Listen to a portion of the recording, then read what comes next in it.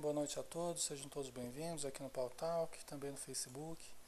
Nós vamos iniciar o estudo de mais um capítulo do livro No Mundo Maior, tá? De Francisco Cândido Xavier e o espírito André Luiz, um estudo de psicologia e psiquiatria à luz da doutrina espírita, porque esse é o objetivo do livro, na verdade, né? Então vamos lá, capítulo 9, Mediunidade. Sobremodo interessado no expressivo caso de Marcelo, apresentei a Calderaro no dia seguinte certas questões que fortemente me preocupavam. Os reflexos condicionados não se aplicariam igualmente a diversos fenômenos medianímicos? É a questão que o André Luiz fez aqui, né?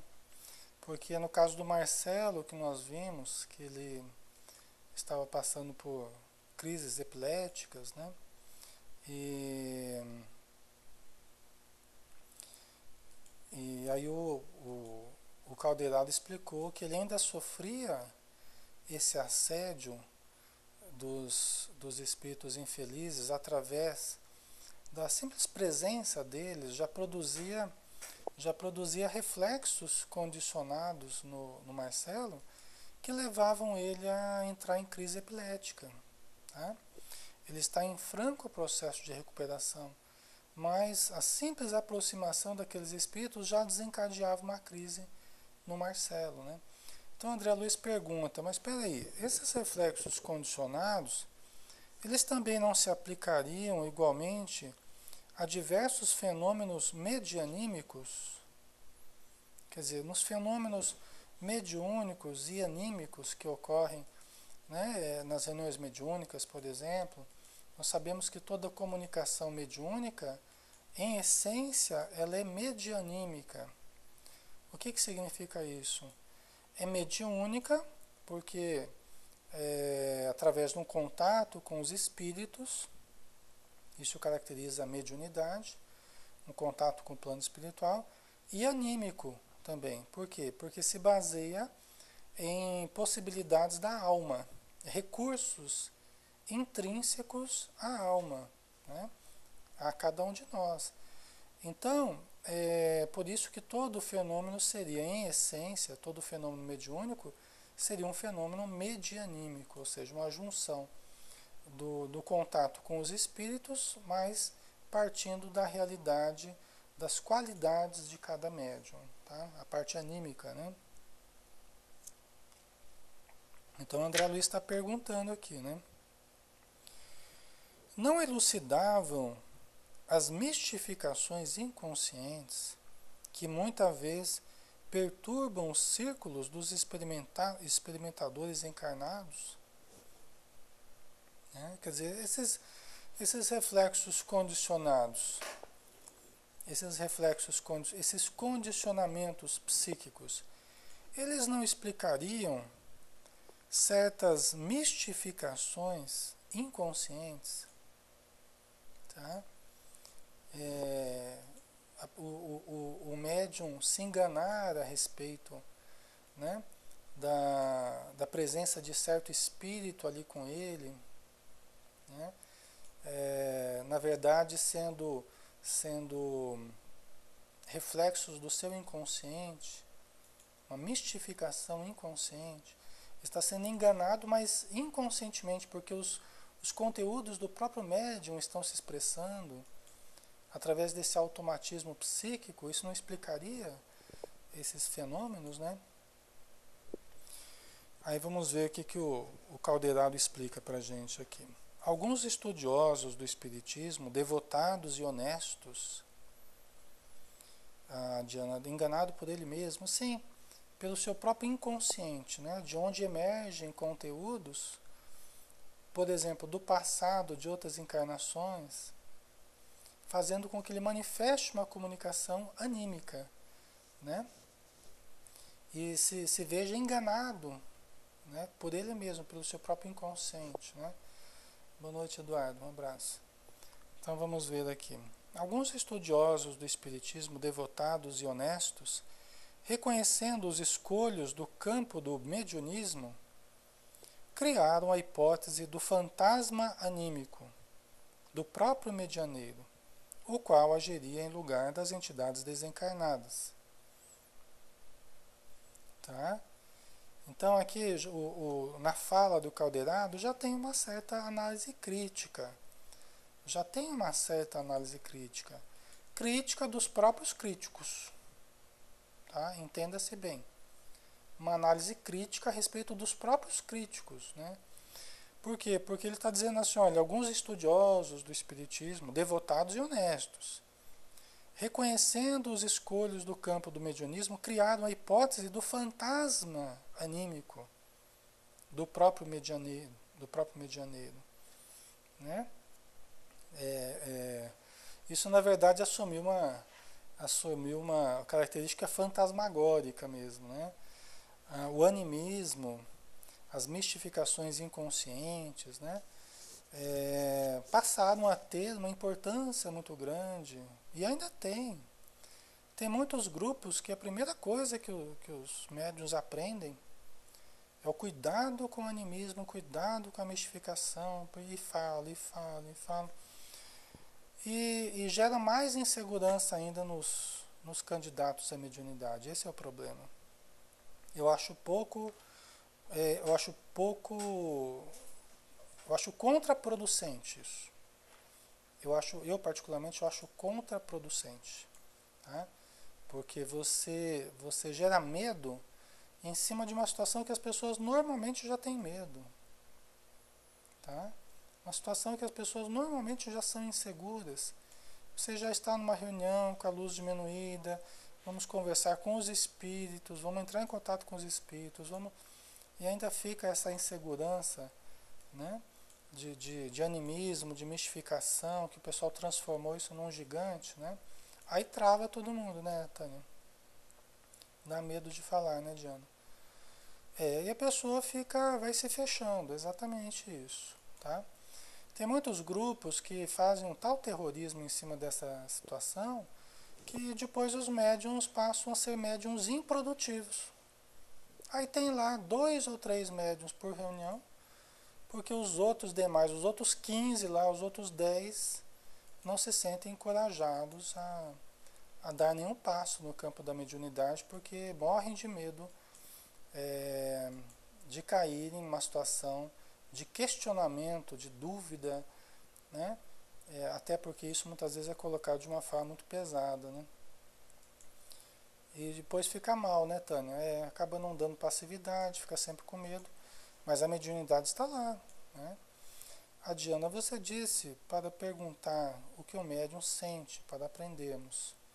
Fiz uma pergunta, a moça regalou os olhos e já falou sobre isso. Não sei se eu entendi, Diana. Você disse para perguntar o que o médium sente, para aprendermos. Fiz uma pergunta e a moça regalou os olhos e já falou sobre isso. De animismo. Uhum. É uma tese ainda muito presente, né? As pessoas gostam de usar isso como obstáculos, né? E tem que estudar, e tem que estudar, e tem que estudar. Só que eu, particularmente, eu prefiro mais as pessoas que não estudaram muito, viu? Para começar a trabalhar com elas, eu prefiro as pessoas que não estudaram muito, porque elas estão mais destravadas, né? Aí você vai dando informação, mas em cima de uma prática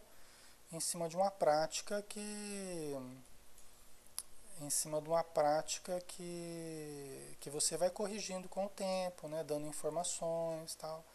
Mas às vezes a pessoa que vem cheia de raciocínios na cabeça, ela muitas vezes ela tem mais raciocínio na cabeça do que tranquilidade, segurança para avançar no terreno mediúnico, né? Tá? Então vamos ver aqui. Espera aí só um pouquinho.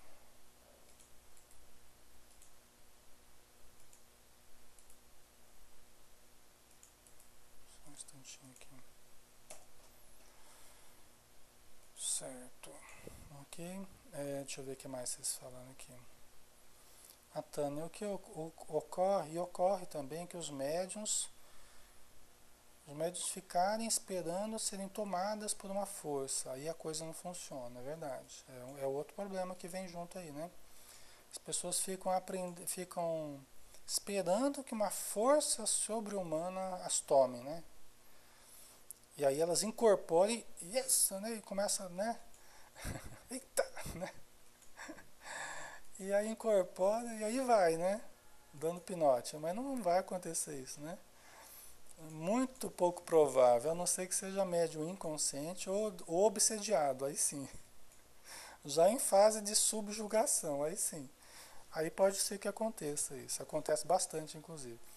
Mas em médiums equilibrados e, e na maioria conscientes, né? Como somos. 90% aí somos médiums conscientes, né? Não somos médiums inconscientes. Então, muito pouco provável que isso aconteça. Tá? Muito pouco provável. Então a pessoa fica esperando e ela não percebe que é um processo todo consciente que vai ocorrer, né? Precisando da, da anuência dela, da participação ativa dela, tá? Da participação ativa, né? A Diana, não são os filmes, né? A pessoa começa a estrebuchar, né? O espírito entra dentro da pessoa e, né, a pessoa já dá aquele pulo, né? Aí depois sai da pessoa, vai para vasilha, da vasilha o cavalo bebe, o espírito vai para dentro do cavalo, aí é um rolo, né? A pessoa faz um folclore danado com essa questão de espírito, né? Não tem? O espírito vai para a vasilha que está cheia d'água, aí o cavalo bebe a água que tem o espírito dentro, aí o espírito entra dentro do cavalo e vai saber onde é que vai parar isso aí, né? Então, isso aí não tem nada a ver, isso aí é o folclore que faz parte aí, né? Do Hollywood, né? Então vamos lá. Seria essa teoria adequada ao caso vertente? Né? Sob a evocação de certas imagens, o pensamento do médium não se tornaria sujeito a determinadas associações, interferindo automaticamente no intercâmbio entre os homens da Terra e os habitantes do além? Né? Olha só, né? Quer dizer, sob a evocação de certas imagens, né? O médium é estimulado por algumas imagens, o pensamento dele não se tornaria sujeito a determinadas associações, quer dizer, conteúdos dele mesmo, por reflexos condicionados, por reflexos psíquicos, né? Ele não se tornaria sujeito a determinadas associações mentais, né? Interferindo automaticamente no intercâmbio entre os homens da Terra e os habitantes do além? Né? Tais intervenções, em muitos casos, poderiam provocar desequilíbrios intensos. Ponderando observações ouvidas nos últimos tempos em vários centros de cultura espiritualista, com referência ao assunto, inquiria de mim mesmo se o problema oferecia relações com os mesmos princípios de Pavlov. Isso aqui tudo é o André Luiz questionando, tá? Isso aqui, essas perguntas todas aqui, quem fez foi o André Luiz, tá? E faz parte do questionamento dele.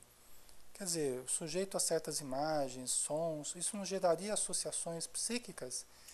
E aí não teria nada a ver com o espírito. São coisas nossas mesmo que estão participando da comunicação.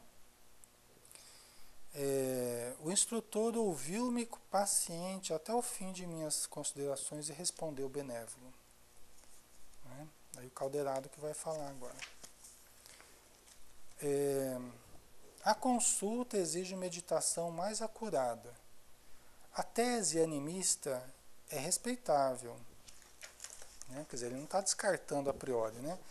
A tese animista é respeitável. Exige meditação. Partiu de investigadores conscienciosos e sinceros e nasceu para coibir os prováveis abusos da imaginação. Tá?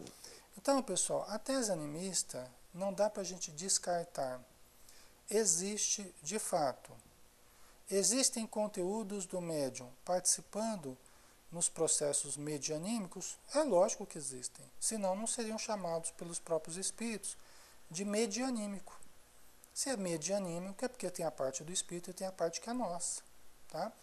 Agora, o quanto que vai haver de interferência nossa na comunicação, aí que difere bastante. Aí que vai depender de cada médium, não é?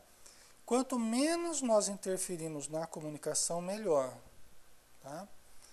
Então vamos ver a continuação da resposta do Calderaro, né? Então tudo isso foi estabelecido, foi investigado e foi observado, certamente para coibir os prováveis abusos da imaginação. Porque às vezes a pessoa gosta, por exemplo, ela gosta de filmes de ação, gosta de coisas de ficção, gosta de coisas fantasiosas. Você percebe que a pessoa tem essa característica. Ela tem essa característica, ela gosta de filmes épicos, de guerras, de não sei o que e tal. Aí na reunião mediúnica só dá ela lá, incorporando o general, incorporando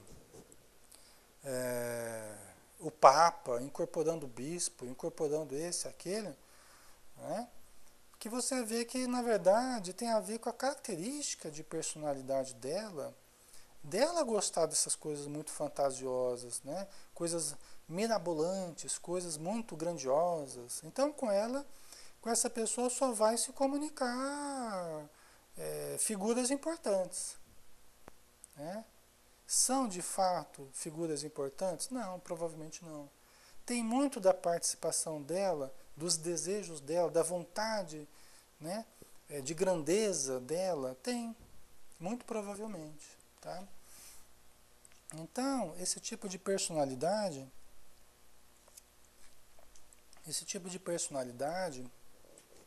precisa ter muito cuidado na reunião mediúnica, com essas pessoas que adoram, né, histórias mirabolantes, coisas fantásticas, porque elas tendem a viajar na maionese, tá? A Tânia. E aí, o que fazer? Inibir logo ou dar um tempo depois de conversar? Esse tipo de trabalhador, Tânia, esse tipo de médium, o problema é que as comunicações começam a chamar muita atenção do grupo. Então, se você não chama a pessoa à parte e começa já a explicar, começa a chamar a atenção, olha, essas comunicações elas não estão, né? Elas não estão caminhando num sentido bom. Está acontecendo assim, assim, assado. Você é uma personalidade que gosta muito desse tipo de coisa. Você percebe que com você só está comunicando bispo, rei, general, só dá esse tipo de coisa, está percebendo? Né? Geralmente a pessoa que tem essa característica de personalidade, geralmente ela se melindra quando você fala alguma coisa, tá? Porque é uma pessoa que se baseia mais no ego. Faraó, né? Vai se comunicar faraó, vai dar de tudo, hein? Porque é uma pessoa que tem um comportamento muito egóico. Essa mania de grandeza já é muito egóico, né? Então é uma pessoa que geralmente tende a se melindrar muito. Mas é preferível se melindrar no começo, logo de cara, do que você ficar mantendo. Porque é o tipo de personalidade que se deixar, tipo de mediunidade que se deixar desestrutura todo o grupo. Porque o pessoal fala, pô, o Alexandre está vendo isso, não está interferindo, não está falando nada. Comunicações que beiram a fantasia mesmo, né? Então é algo que a gente tem que intervir até com uma certa rapidez, né? Porque senão vai desestruturando o grupo mesmo, viu? Tá? Não é fácil não. Certo? Por outro lado, pessoal, você, você pode até ter comunicações no grupo de uma vibração intensa, de uma clareza, de uma doçura, de um amor imenso, né, de uma lógica irretorquível, e o espírito não colocar o nome que seja, e nem usar nada que venha chamar a atenção para a sua personalidade. Então, aí sim, tá vendo a diferença? Né? Então, aí sim, quer dizer, é pelo fruto que a gente conhece, o tipo de comunicação, né? Ou então, de comunicação necessitada, de um espírito necessitado, que pode ser muito necessitado, né? Mas não vem com aquela ideia de grandeza, né? Oi, Sandra, um abraço, boa noite, né? Então não vai ter essa característica, né? Pode aparecer eventualmente espíritos, chefes de falange, pode aparecer até padres, bispos, pode aparecer, a questão não é essa. A questão é nós analisarmos o conjunto das comunicações que estão aparecendo, tá? Não é por uma ou por outra, é um conjunto de comunicações que vão aparecendo. Então nós temos que saber analisar isso criteriosamente, tá? Senão a gente começa a comprar gato por lebre aí, né? Tá? Então continuando, né?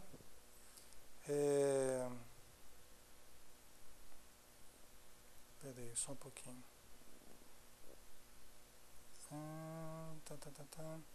Entretanto, vem sendo usada cruelmente pela maioria dos nossos colaboradores encarnados.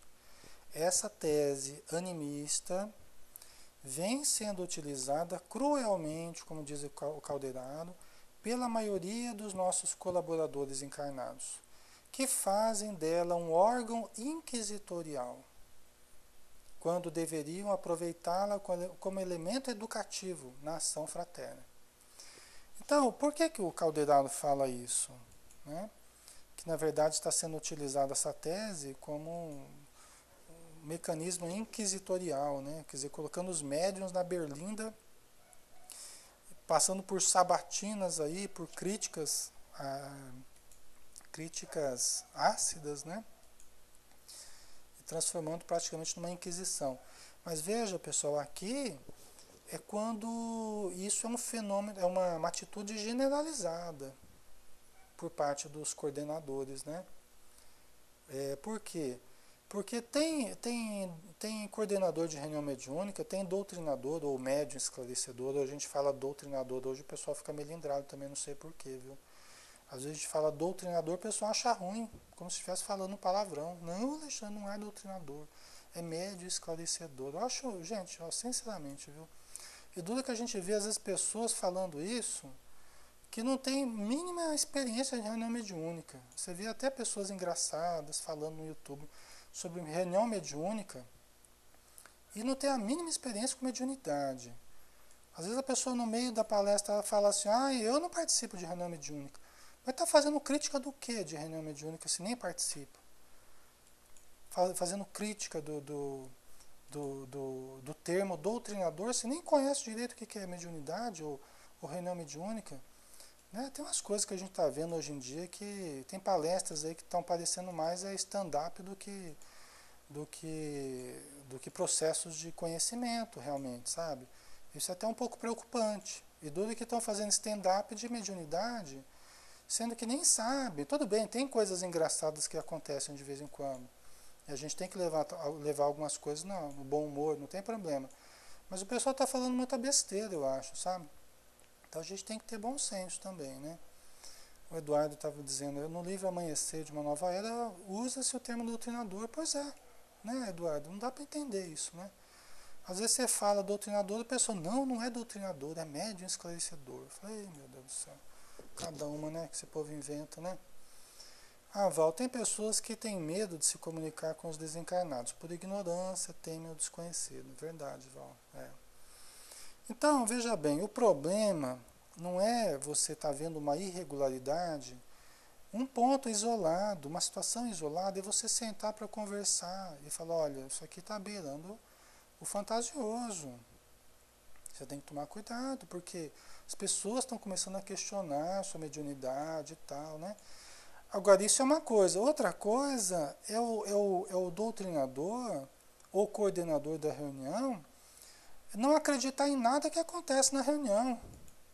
Às vezes tem caso assim, o coordenador não acredita em nenhum fenômeno que acontece na reunião. Fala, puxa vida, mas será que acredita em espírito, né? Ele está ali para coordenar uma reunião de contato com o plano espiritual, mas às vezes dá a impressão que a pessoa não acredita nem na existência de espírito, né? Não é, Tânia? Aí é melhor ficar em casa para não atrapalhar. Pois é, né? Duvida de tudo e de todos. Inclusive tem caso assim, no próprio livro do André Luiz, nos Mensageiros lá, tem um caso de uma, se eu não me engano, uma senhora, não, acho que era um senhor lá que ele faliu como doutrinador na Terra, porque ele duvidava de tudo e de todos, né, Tânia? Ele falava assim, olha, eu temi tanto a mistificação que eu acabei mistificando a obra de Jesus. Eu acabei mistificando o meu próprio trabalho, né?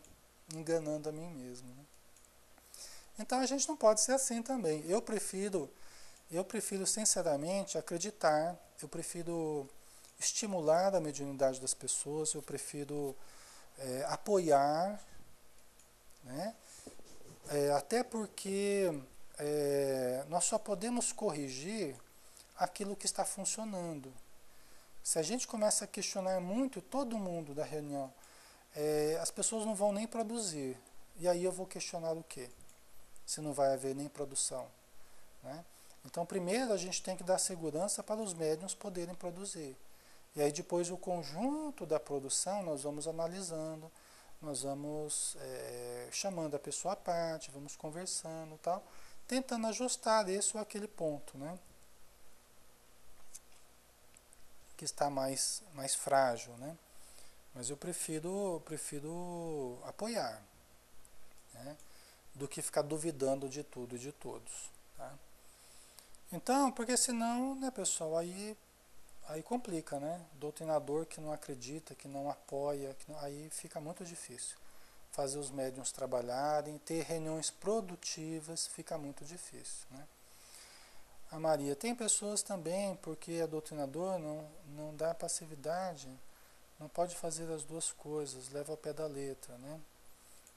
Isso é uma questão também que existe, né, Maria? Então vamos lá, continuando aqui. Milhares de companheiros fogem ao trabalho, amedrontados. Recuam ante os percalços da iniciação mediúnica, porque o animismo se converteu em Cérbero. Né? Deixa eu só procurar aqui que é Cérbero. Cérbero. Não é cérebro não, hein? Cérbero. Deve ser alguma coisa ruim, né? Cérbero. Na mitologia grega, Cérbero ou Cerberus, do grego que não dá para entender nada aqui. Demônio do poço, era um monstruoso cão de múltiplas cabeças e pescoço. Bom, já deu para ver que era um monstro aqui, né? Isso, exatamente. Já deu para ver que o bicho é fake, né? Então, muitos trabalhadores fogem do trabalho, muitos médiuns iniciantes, né?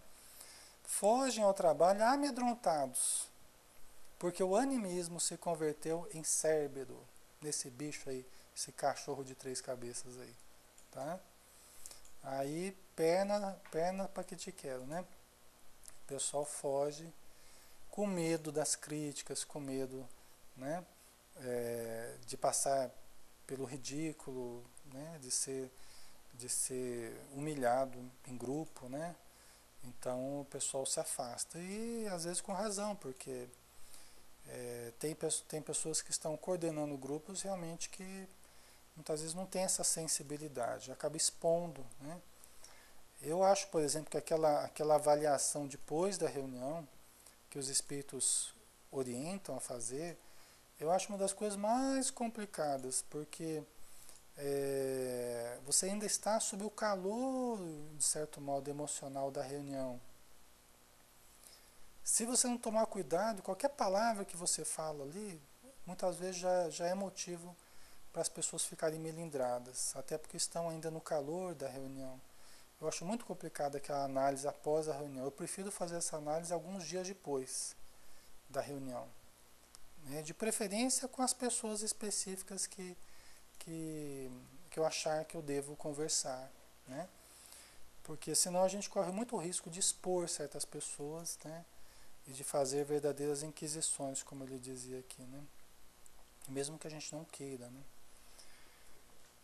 Então vamos lá. Afirmações sérias e edificantes tornadas em opressivo sistema impedem a passagem dos candidatos ao serviço pela gradação natural do aprendizado e da aplicação. Né? Então, assim, ó, afirmações sérias e edificantes, mas tornadas em opressivo sistema. Quer dizer, às vezes você pode até ter uma boa intenção e falar de maneira séria, a intenção de ser edificante e tudo mais, mas tornadas em opressivo sistema. Quer dizer, você acaba utilizando essas afirmações sérias, edificantes, num sistema opressivo, para o qual muitas vezes a pessoa não está preparada ainda, né? Muito menos em grupo, para se sentir exposta dessa forma em grupo, né? Então, através desses questionamentos, que às vezes não tem nem razão de ser, tá? Muito frequentemente não tem nem razão de ser, impedem a passagem dos candidatos ao serviço pela gradação natural do aprendizado e da aplicação. Reclama-se deles precisão absoluta. Tá? Então é uma das características aqui das pessoas que questionam tudo, que tem medo de animismo, então estão sempre querendo saber o RG do espírito, o CPF, onde é que morou, quando morreu, como morreu. Tem coordenador, tem doutrinador que quer saber, se descuidar, pede até o atestado de óbito do falecido, né? Então, não é por aí. Por quê? Porque essas pessoas que duvidam, elas querem, para se sentir seguras, elas querem alguma prova de que era mesmo a personalidade do fulano de tal. Se não der um nome, se não der uma coisa que comprove quem era, a pessoa não sossega. Teve até um caso desses, o Humberto de Campos fala, numa das histórias dele, que a pessoa exigia dados, informações e tal, de todo mundo que se comunicava. E os espíritos falavam, meu filho, não faça assim, por causa disso. Os participantes da reunião falavam, não faça assim e tal. E ele continuava exigindo informações dos espíritos e tal. Como é que morreu, quando morreu, para averiguar, né? E aí, tanto fez que chegou um dia, numa reunião mediúnica, ele diante de um espírito que estava ali sofredor, necessitado, precisando de ajuda, e ele lá, querendo saber o nome do espírito, querendo saber informações, né? E o espírito se esquivando, não querendo falar, e ele, né? E ele querendo, exigindo informações, até que o espírito falou, meu filho, sou eu, seu pai. Né? E aí? Aí ele parou de fazer isso, né? Porque ele estava doutrinando o próprio pai dele, que estava desencarnado há alguns anos, em situação de sofrimento, e ele não queria se identificar. Né? Como muitos espíritos não querem se identificar, não querem, né? Não querem se sentir expostos, humilhados. Né? Era o próprio pai dele que estava ali sendo socorrido, né? E ele forçando a barra, até que ele falou, eu sou seu pai. Né? Então foi uma grande lição para ele, né? Ele acabou sendo exposto, né? O pai acabou sendo exposto. Então é isso, né? Por isso é que até de Chico Xavier tem muita gente que recebeu mensagem do Chico e não acreditou, não acredito que seja daquele espírito mesmo que mandou. Não é? Não acredito que seja aquele espírito mesmo, né, que mandou a mensagem e tal. Porque se fosse o espírito fulano de tal, ele tinha falado de um familiar assim, tinha citado não sei o que, tinha citado problemas da família, tinha falado isso, falado aquilo, não falou nada disso. Só falou que estava bem no plano espiritual. Então, a gente, veja bem, é o que o Calderal está falando aqui, ó. Reclamam-se dos médiuns precisão absoluta. Se não tem aquela informação, não mandou abraço para mim, ixi, então não é aquele espírito não. Se fosse aquele espírito, tinha mandado um abraço para mim. Vocês entendem, pessoal? É isso que ele está falando aqui, né? Imagina um médium, né? Médium consciente. Está tendo que captar, sob muito esforço ali, o que, que o espírito está querendo dizer. Imagina, ainda captar que o espírito quer mandar um abraço para um, mandar um abraço para outro, que quer. Gente, isso é esperar demais de médiums conscientes, né? Se nem o Chico Xavier, que foi o médium que foi, é lógico, muitas mensagens que o Chico recebeu trazem informações é, é, realmente que não dá para negar. O Marcel Sotomayor, ele inclusive juntou um conjunto de mensagens que não dá para negar. São informações que não tinha jeito do Chico saber, não tinha jeito, né? Que comprovam mesmo que é da personalidade daqueles espíritos, né?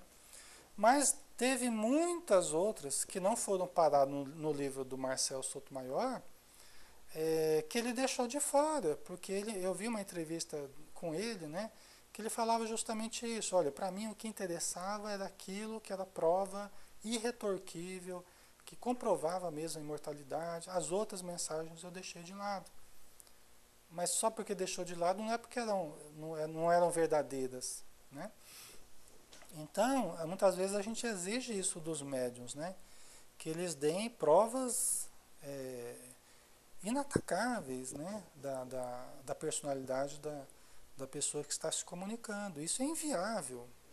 Isso é inviável, né? Por exemplo, eu estou num grupo mediúnico, eu estou cheio de médiuns conscientes ali. Você quer colocar o médium, você quer colocar o médium numa saia curta?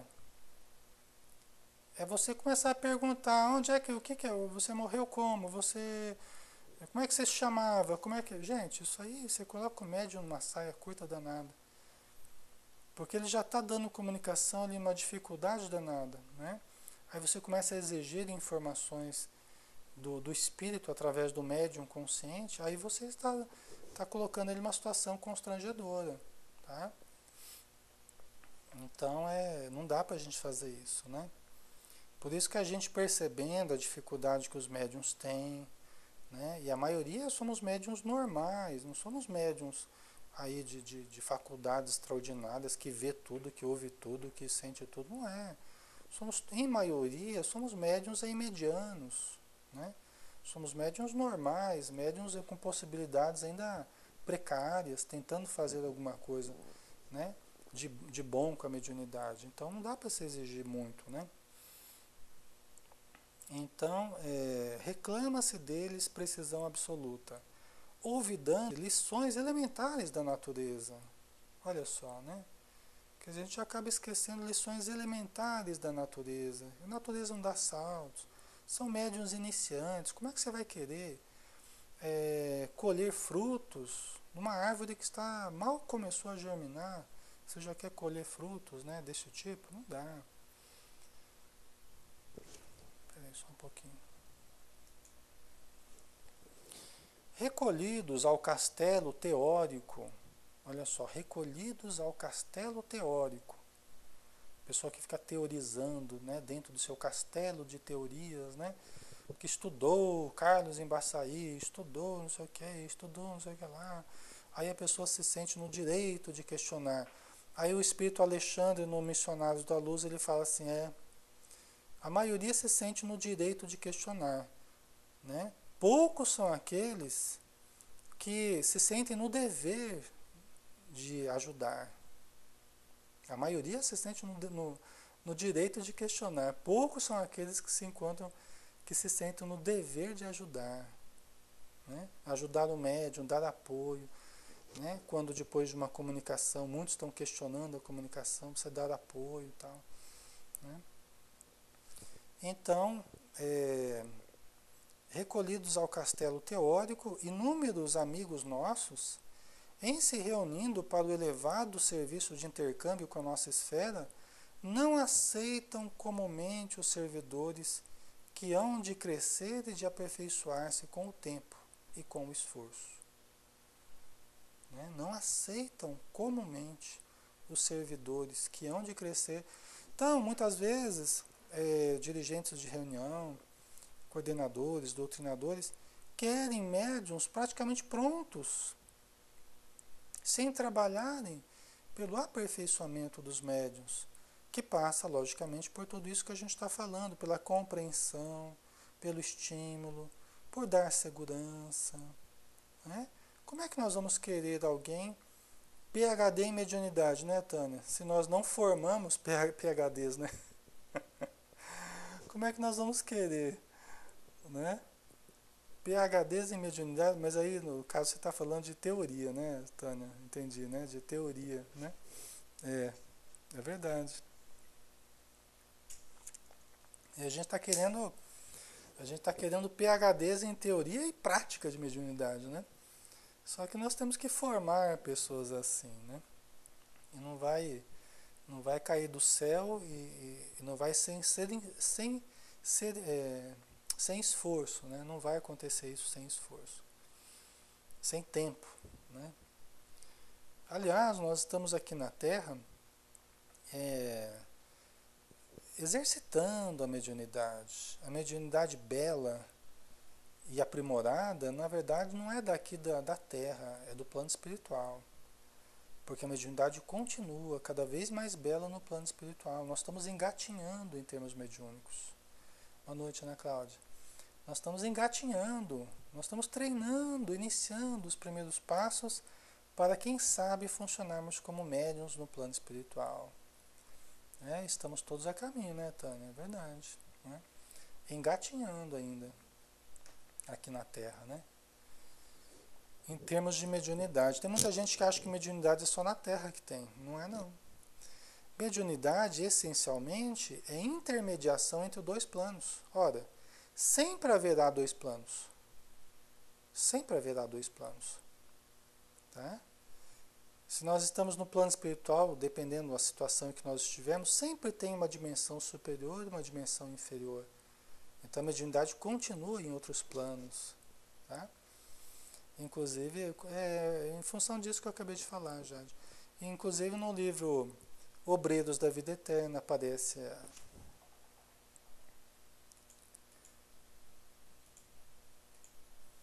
inclusive no livro Obreiros da Vida Eterna fala a respeito disso, da mediunidade, né? No próprio livro, se não me engano, Os Mensageiros, não tenho certeza, mas no Obreiros da Vida Eterna fala, né, da mediunidade. No livro do Divaldo, Tormentos da Obsessão, fala também, né? Não somente lá, em outros, né? A gente vê falando da mediunidade utilizada no plano espiritual, né? Então nós estamos apenas exercitando aqui na Terra, né? E se nós formos bem-sucedidos aqui, nós podemos, quem sabe, trabalhar como médiuns lá no plano espiritual. Tá? Então, continuando aqui. Exigem meros aparelhos de comunicação, como se a luz espiritual se transmitisse da mesma sorte que a luz elétrica, por uma lâmpada vulgar. Olha só, exigem meros aparelhos de comunicação.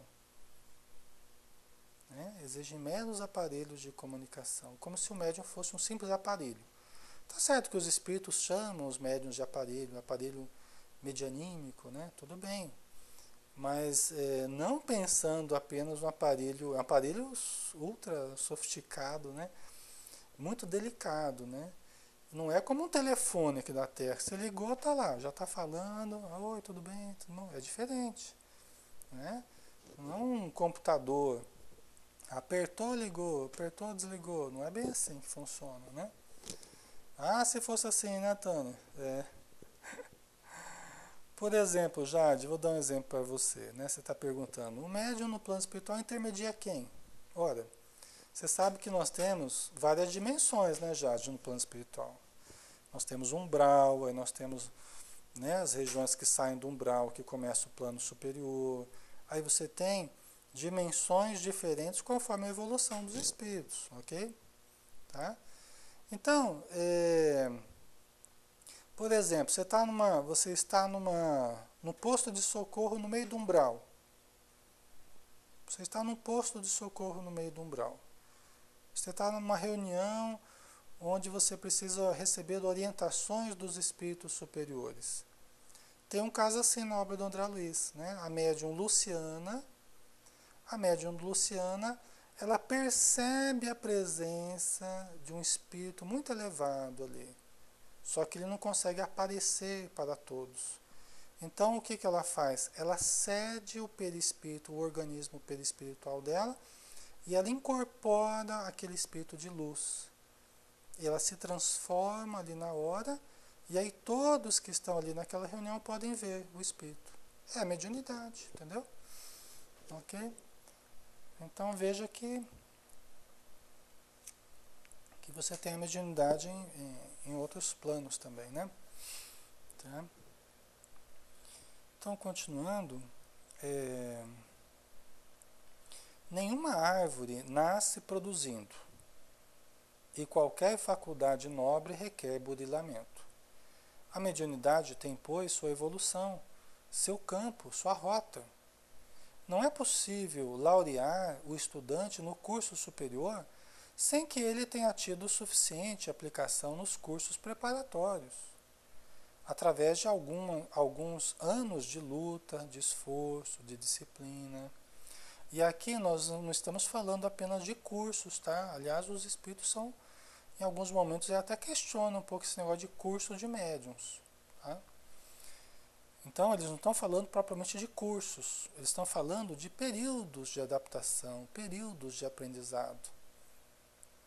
A gente transformou nas casas espíritas, né, de uma forma compreensível, principalmente nos grandes centros, onde você tem afluxo de milhares de pessoas todos os dias, não é todos os anos, nem todos os meses, é todos os dias. Você pega grandes centros aí, se você não fizer uma coisa, um fluxo ali muito bem coordenado, você não consegue dar conta do número de pessoas que chegam, né, a necessidade de cursos básicos, cursos de aprimoramento, cursos de mediunidade, é tudo bem, a gente entende isso.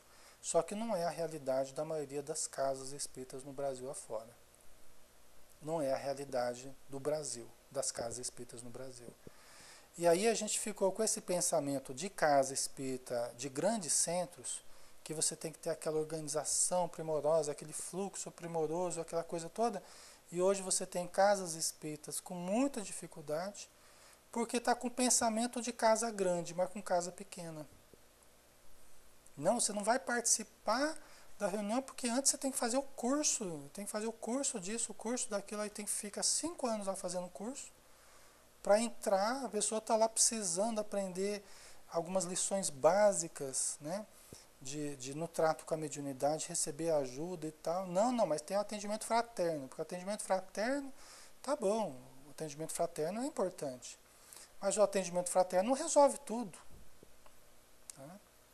Assim como a reunião mediúnica não resolve tudo, assim como o curso básico não resolve tudo, cada coisa tem a sua importância. Né? Eu sou um crítico desse esquema rígido que eu já acreditei um dia, fui um dos maiores defensores desse fluxo, né, muito rígido aí de formação dentro da casa espírita. Hoje eu não acredito mais nisso. Sinceramente, não acredito mais nisso.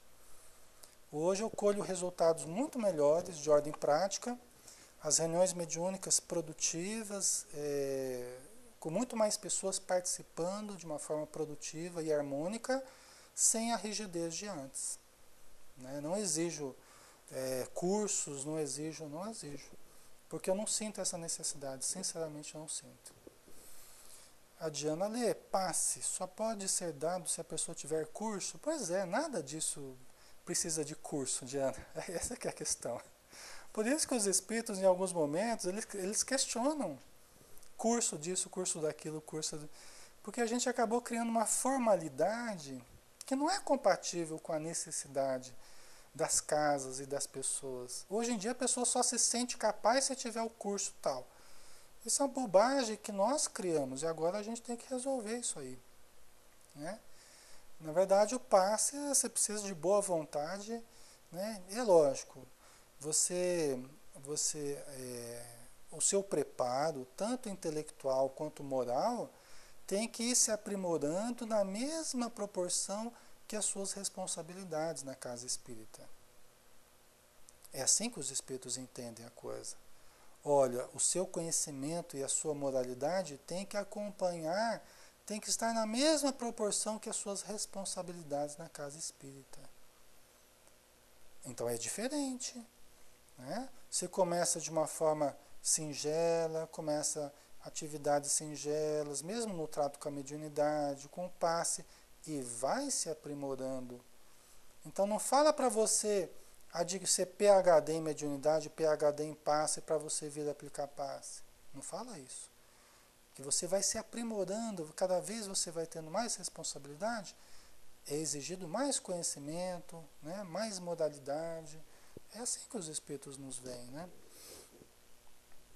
O curso é muito bom, os cursos são muito bons, né? Acho excelente. Não como pré-requisitos, né? A Jade, e aí a gente fica sentado na assistência passando mal, coração disparado, respiração acelerada, parecendo que estamos subindo e descendo, sentindo choques dentro do cérebro, né? Pois é, não, você tem que assistir palestra, e dá assistir palestra. Você tem que fazer o curso básico. Aí vai o cidadão que já está incorporando em todo lado, ela já está incorporando, e vai fazer o curso básico. E fulano, como é que você está? Estou bem, né? Estou bem. Aquela voz já está incorporado já, né? Está com o zoião vermelho lá. Vai tomar passe no dia de palestra. Vai tomar passe no dia de palestra. Incorpora lá na cama de passe. Quando não, no salão. Aí o pessoal, você tem que se controlar, meu irmão. Mas, gente, vai aprender a se controlar onde? Você quer lugar melhor para incorporar do que reunião mediúnica? O dia que a gente não puder mais incorporar em reunião mediúnica, pessoal, pode fechar a casa espírita, não é? Pode fechar a casa espírita. Tal de abre o olho e fecha o olho, né, Tânia? Então, pessoal, aí que eu creio, a minha visão, assim, é que nós criamos uma burocracia muito grande, né? Tem uma amiga nossa aqui de Rolândia, uma senhora já, né, muito experiente, e ela fala assim, olha, nós estamos fazendo espiritismo sem espírito.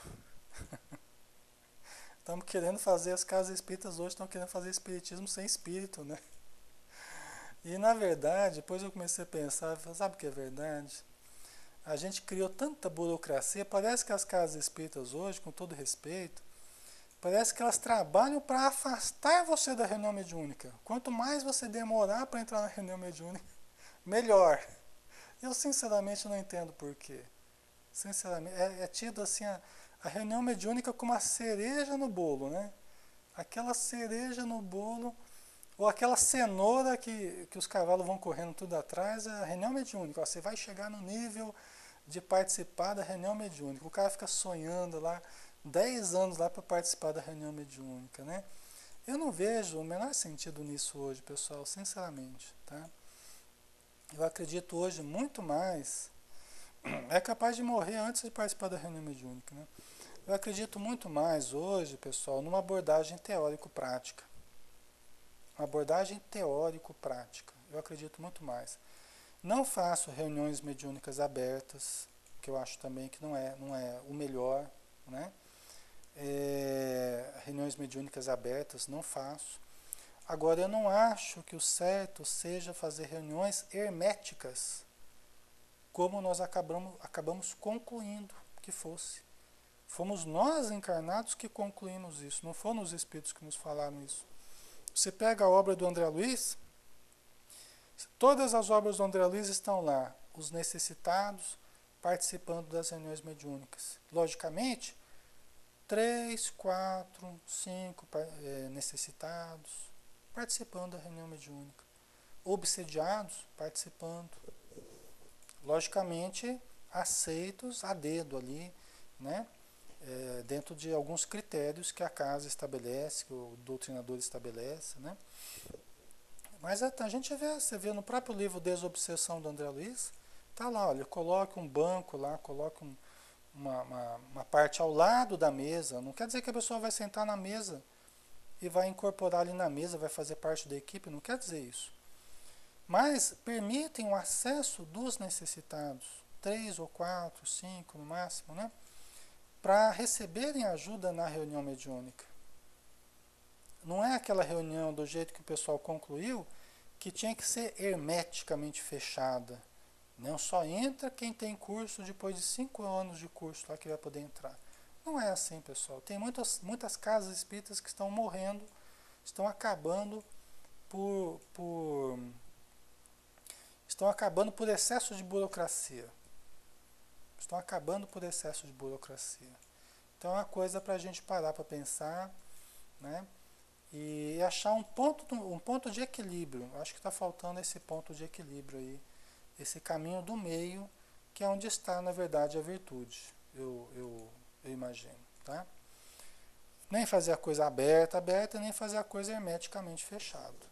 Tá? Então é por aí.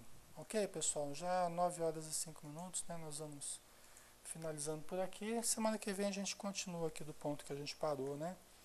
Dessas explicações aí do Caldeirado a respeito do animismo, mistificação inconsciente. Mas veja, pessoal, como que é o pensamento dos espíritos amigos. O Caldeirado aqui, que é um especialista em psiquismo, olha o pensamento dele, a crítica que ele faz.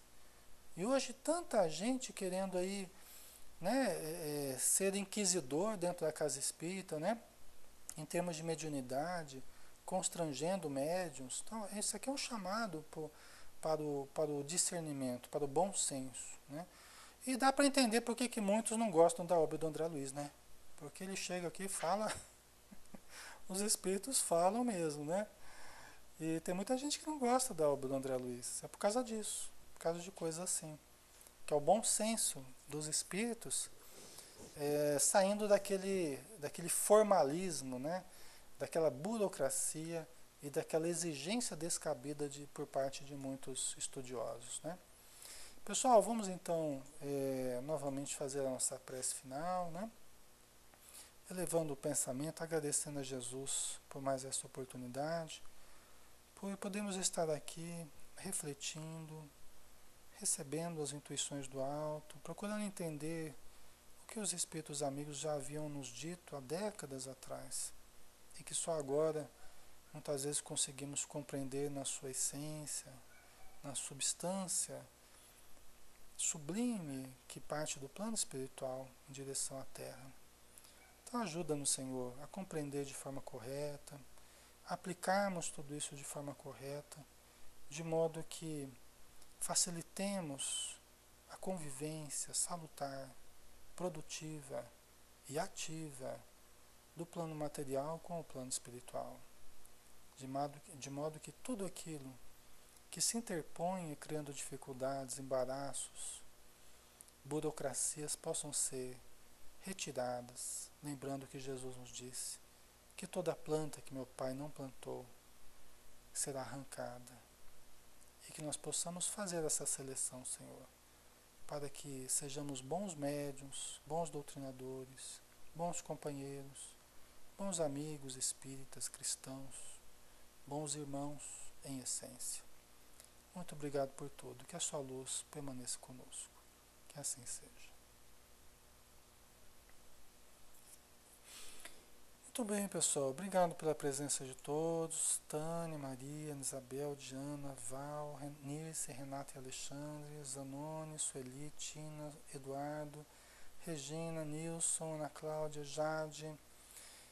Obrigado também quem estiver no Facebook, tá? Muitas vezes a gente não tem aí o acesso, na verdade, a quantas pessoas estão participando, mas todos recebam o nosso abraço, tá? Fiquem com Deus. Até a próxima. Lembrando que amanhã, às 15 horas, né, nós temos tudo lá de autoconhecimento. Nós vamos transmitir pelo Pautalk e também pelo Facebook, tá bom? Um grande abraço a todos. Até mais.